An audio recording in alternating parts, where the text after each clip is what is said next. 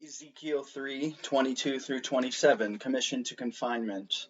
And the hand of the Lord was there upon me, and he said to me, Arise, go forth into the plain, and there I will speak with you. So I arose and went forth into the plain, and lo, the glory of the Lord stood there, like the glory which I had seen by the river Chebar, and I fell on my face. But the Spirit entered into me, and set me upon my feet, and he spoke with me, and said to me, Go, shut yourself within your house. And you, O Son of Man, behold, cords will be placed upon you, and you shall be bound with them, so that you cannot go out among the people. And I will make your tongue cleave to the roof of your mouth, so that you shall be dumb and unable to reprove them. For they are a rebellious house. But when I speak with you, I will open your mouth, and you shall say to them, Thus says the Lord God, He that will hear, let him hear, and he that will refuse to hear, let him refuse. For they are a rebellious house. Overview. The prophet sees the glory once more, which gives him inner quiet, Theodoret. Equips him for the difficult task ahead, Jerome, and makes him once more aware of his human frailty, Gregory the Great. The cords that will bind him are the Babylonians, Hippolytus, and these impose further disciplines on the work of the preacher, Gregory the Great. 3:22, go into the plain. Ezekiel, a sign for the people, Hippolytus. Go out into the plain, and you will be spoken to. This means that Ezekiel is made into a sign for them, or on this day he is ordered to go out into the plain, and he will be spoken to. And on the plain that face will be revealed to him that was shown to him at the river Chebar. Confinement will deprive him, Jerome. And notice this, that standing himself in the middle of those who sat as captives, the prophet did not see the glory of God. Quiet is granted to the prophet, Theodoret of Tyre.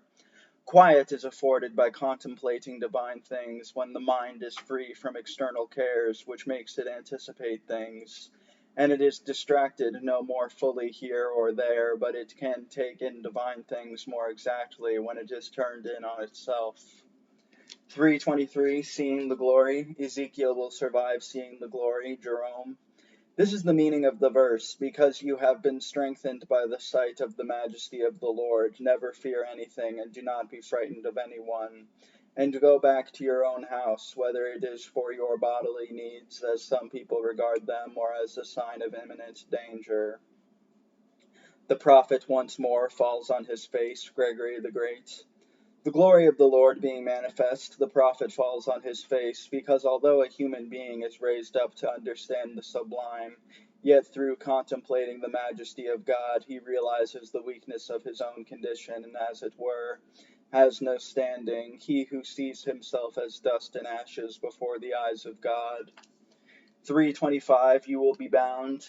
The Babylonians are the chains, Hippolytus, and look, they will bind you with chains and fetters, that is, the chains that will bind him, so that he might not go out and walk among them, are the Babylonians who encircle Jerusalem and its inhabitants and prevent them from going out and coming in. The cords are the hardships to follow, Jerome. So many are the struggles against God that they do not deserve to hear him rebuking them.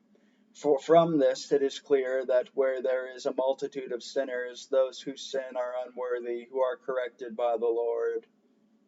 The preacher's disciplines, Gregory the Great. When each preacher is led back to the conscience of his house, bonds are put on him, and he is bound because the more he examines himself in thought, the more he realizes with what great infirmities of his mortality the soul of a righteous person is bound. 3:26, you will be silent, the preacher's silent, Gregory the Great.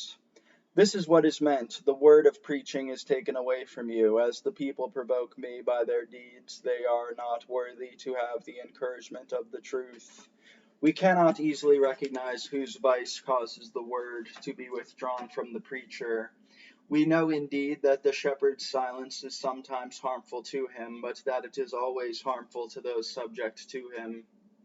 3:27, when I speak to you, prior knowledge helps equip the prophet, Gregory the Great. The prophet learns of the calamities beforehand so that he is prepared for all of them, for evils have less power over a mind when they do not come unexpected. And yet, when calamities are known beforehand, how great the virtue of obedience shown in him, who both realizes that he is to suffer adversity and yet is not disobedient.